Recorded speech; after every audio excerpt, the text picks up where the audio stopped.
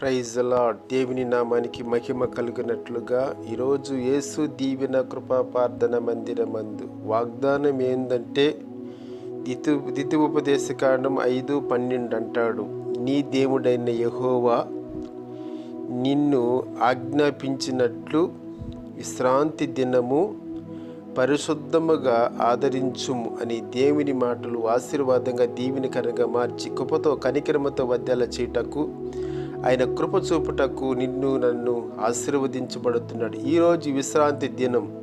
ఈ దినాన ఆత్మీయగాను సావాసముగాను కృపగాను కనికరముగాను వద్దెల చేయబడుటకు దేవుడు మనకిచ్చిన ఈ అవకాశమును ఆత్మీయగా సావాసముగా అనుకూలంగా ఆదరించబడుటకు దేవుడి దీవెనలు మనకు తోడుగా ఉండును గాక. God bless you. యేసు దీవెన కృపా ప్రార్థన మందిరంలో ఈ వీడియో చూస్తున్న ప్రతి ఒక్కరూ లైక్ చేసి, షేర్ చేసి, సబ్స్క్రైబ్ చేసి పక్కనున్న బెల్ ఐకాన్ని క్లిక్ చేయండి. దేవుని నామమున మహిమ కలుగును గాక.